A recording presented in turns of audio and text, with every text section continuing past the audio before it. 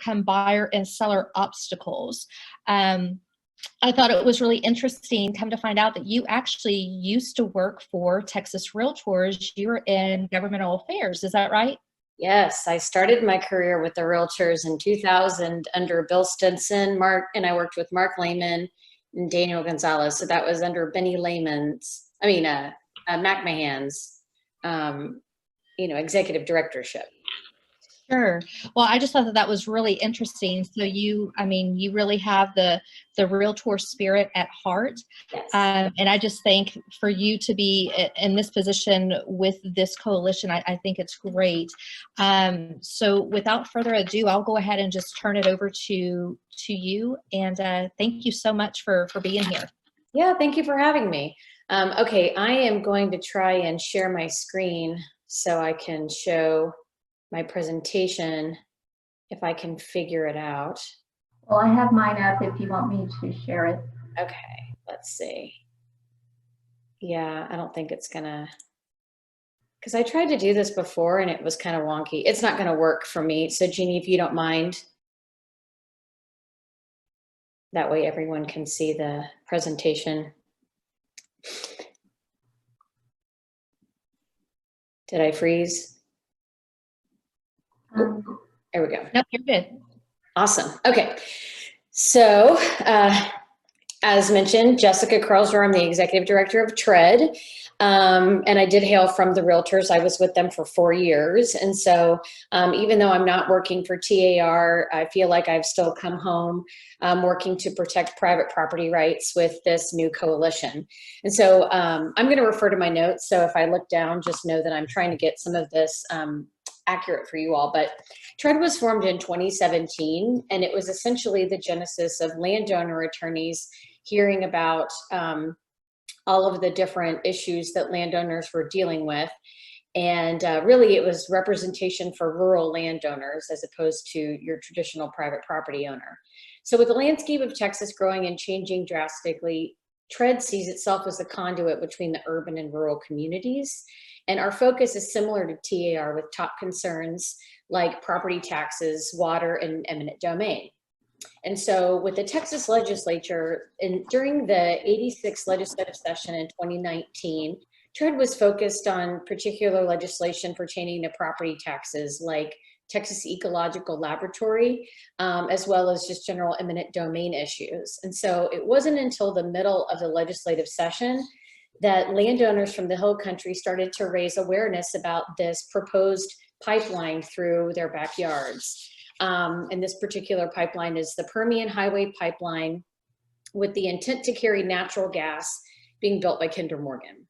So there were a handful of bills filed last session relating to eminent domain and pipeline routing by Senator Kolkhorst, Representative Zwiener, and specifically we had 2 bills. One was Senate Bill 2276 by Senator Buckingham that gave a routing authority to the Railroad Commission, and House Bill 4001 by Representative Navarez that gave authority to the Public Utility Commission. And so, actually, can you go back a little? Just go back a slide. Yeah, thank you. So the Permian Highway Pipeline is a 42-inch buried natural gas pipeline that runs 430 miles starting from the Permian Basin north of Fort Stockton and stretches across the Hill Country with a destination close to Houston around the Katy area. The pipeline has been under much scrutiny, as you have all heard, by landowners receiving condemnation letters in 2018. Now, under the state law in Texas, all oil and gas company has to do is file a T4 permit with the Railroad Commission requesting approval to construct the pipeline, and that includes a map of the desired path. So there is currently no public process similar to what the Public Utility Commission has, and there's no evaluation of alternative routes. Some companies choose transparency, and they do have a public forum. They welcome public comment. And they do talk to the landowners about all of their options, including deciding the best route of a pipeline, but they aren't required to. So in this case, Kinder Morgan decided to just kind of do what they wanted to. And what's interesting about this particular pipeline is not only is it going through the Hill Country, but it's going through karst surfaces and golden cheek warbler habitat, which is a bird that is on the endangered species list. And so this required Kinder Morgan to get a biological opinion from the U.S. Fish and Wildlife Service, as well as getting special permits from the U.S. Army Corps of Engineers. Now, these are two of the only agencies who can issue permits and require certain mitigation on parts of the pipeline. Most of the clearing, as I'm sure some of you have seen and heard, is complete, which includes oak and juniper, which is the habitat for these golden cheek warblers.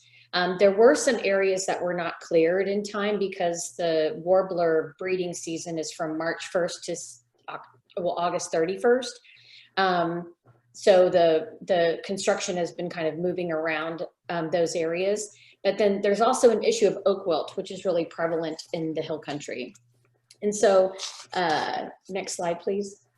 In addition to the federal agencies, you have the Texas Commission of Environmental Quality, or TCEQ, and their role is air quality, surface water management, water quality, and waste management.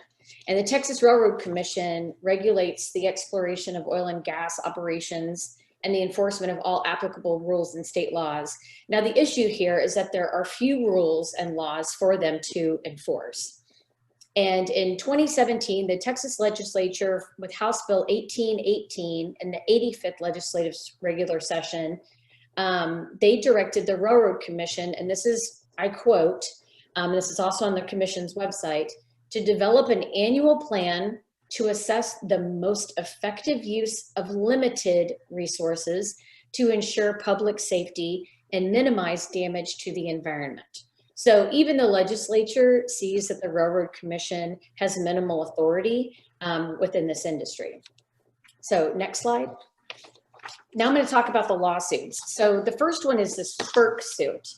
Now, this was filed in 2020 by some landowners against Kinder Morgan for lack of legal authority to take easements because the Permian Highway Pipeline is an interstate natural gas pipeline subject to the exclusive jurisdiction of the Natural Gas Act.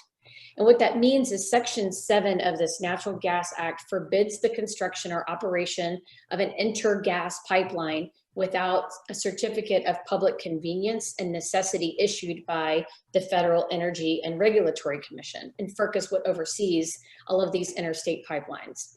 Now, the latest in the suit is that Kinder Morgan filed a motion to dismiss this complaint. And the next step is for Judge Pittman, who resides in the 5th District Court, to either decide to hear the motion via brief or schedule an argument via the telephone. So we're waiting to hear back on this FERC suit. Another lawsuit is regarding the Texas Constitution, and this was filed in 2019 with an appeal coming up soon, I believe by June, regarding the Texas Railroad Commission's authority being unconstitutional to allow for a take for a private entity. The third and final that has been ongoing, and I'm sure you've seen much of it in the news, is this lawsuit regarding the Endangered Species Act. So this lawsuit was filed by landowners, including cities of Austin, Kyle, San Marcos, and then Hays County, Travis County, and the Barton Springs Edwards Aquifer Conservation District. And this was against the U.S. Army Corps of Engineers, U.S. Fish and Wildlife Service, and Kinder Morgan, suggesting that the pipeline and its associated construction and operation activities would result in serious adverse impacts to federally endangered and threatened species and their habitat, including this golden cheek warbler that I mentioned, and 7 aquifer-based salamanders. Now, it's the understanding that Kinder Morgan did not seek, let alone obtain, a Section 10 incidental take permit for the pipeline, nor did Kinder Morgan intend to prepare any accompanying habitat conservation plan, but they intend for the U.S. Army Corps of Engineers to utilize Section 7 of this consultation process in the Endangered Species Act to address all incidental take associated with the pipeline, including jurisdiction that is expressly limited to navigable waters.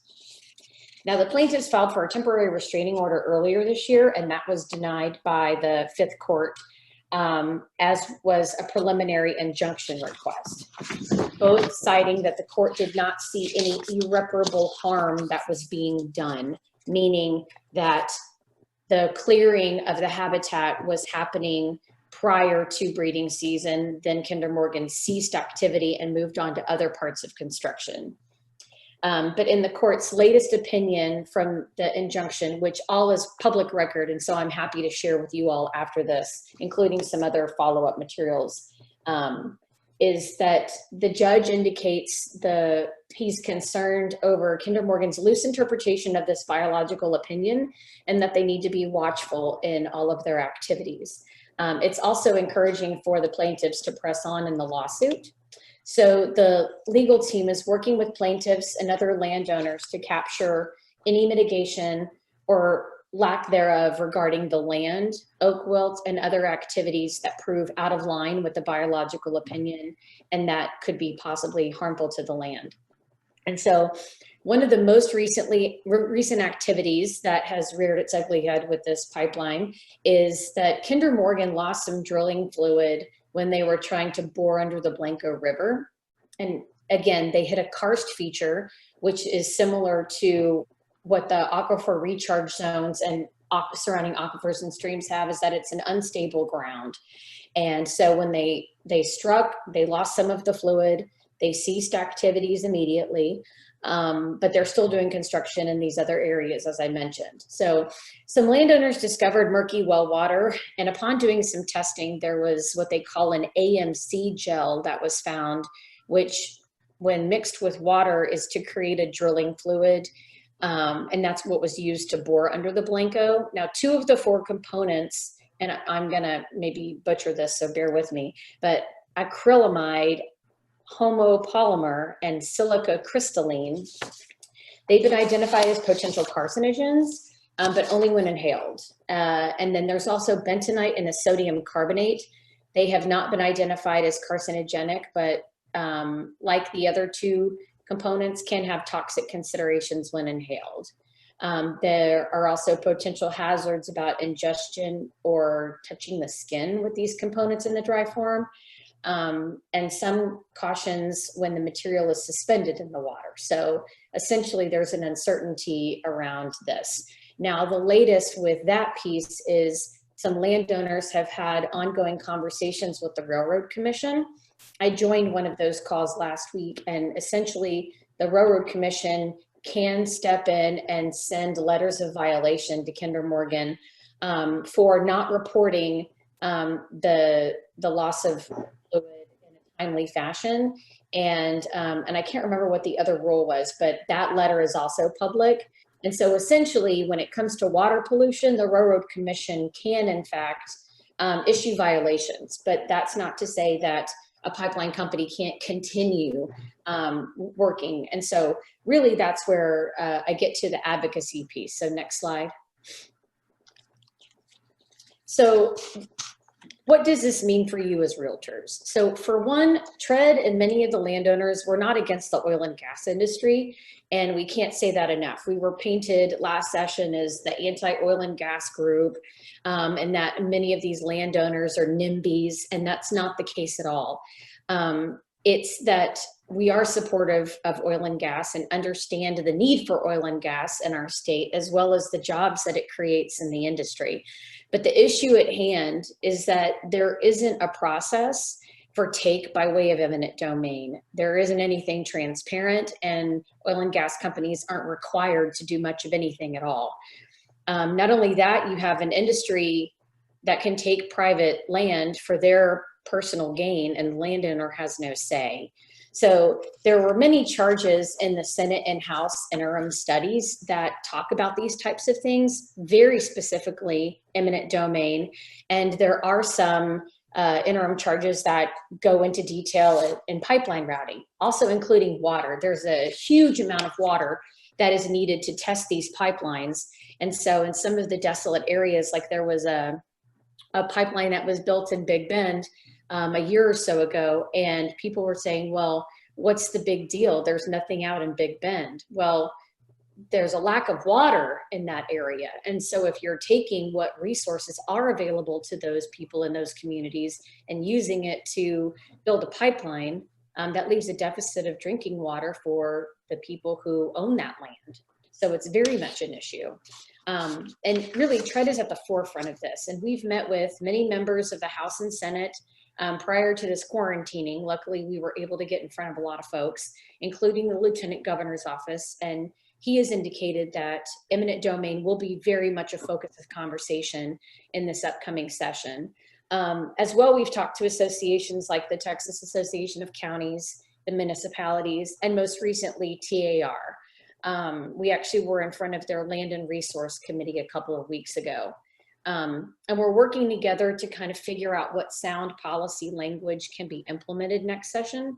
Now, for realtors, you trying to conduct business as usual, unfortunately, there's little authority given to Texas agencies and laws, and everything is in favor of the oil and gas industry. So what's most important in this interim is that you make sure that you and your clients are informed. There are many land resources that TRED provides. We also have connection to land attorneys who can explain some of the rights that you and your clients have. We have put on workshops, particularly with title companies, but we're more than happy to do that with you all too, to help further educate on what you need to know about what it is when a pipeline comes through someone's property. And just how to best conduct your business until we're able to get to the legislature. We are still working on trying to slow Kinder Morgan, and really that's the exercise of these lawsuits, is that the lawsuits are the only course of action and voice that landowners have in order to try to stop a pipeline. Outside of that, there is nothing else. And so really with all of the postponing Kinder Morgan as much as possible, there's so much damage that has already been done to the Hill Country, which is heartbreaking.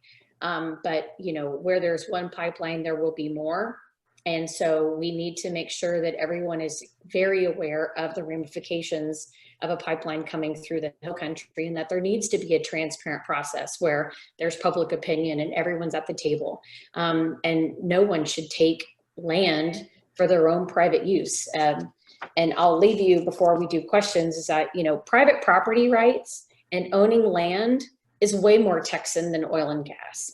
And we pride ourselves on our land and being landowners and owning private property rights. It's the American dream. And so TRED wants to work with you all and the Texas Association of Realtors on making sure that we protect private property rights moving forward. So with that, I may have gone a little fast. If there are any questions, feel free. And if I don't know anything offhand, I'm happy to follow up with additional information for Jeannie to send out. Now, the handouts that I sent you were examples of, one is the position that TRED has, and that goes along with the realtor position on eminent domain. But then two of the other handouts are visuals of the FERC process that I talked about, where you have what FERC requires and then what the Railroad Commission requires. And then the other handout was the Public Utility Commission. So you can see drastically that the Railroad Commission really doesn't have much of a process and doesn't hold these companies accountable, so they can pretty much do whatever they want when they want. Like in particular with the city of Kyle, the city had been planning their city for 10 plus years, and then this pipeline comes through and they have to completely reroute some of their roads, because the largest road you can have over a pipeline is 16 feet. And it changed the whole dynamic and layout of a city. And so going back to what I was saying about TRED wanting to help bridge the gap between the rural and the urban, as we continue to grow, we need to make sure that we're having these thoughtful conversations so people can buy and sell real estate, and also be planning out their communities where they're not, like, for lack of a better word, railroaded by an oil and gas company.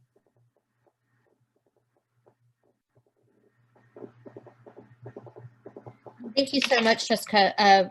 That was great information. Jeannie, can we go ahead and open up, I guess, mics in case anyone does have questions for Jessica?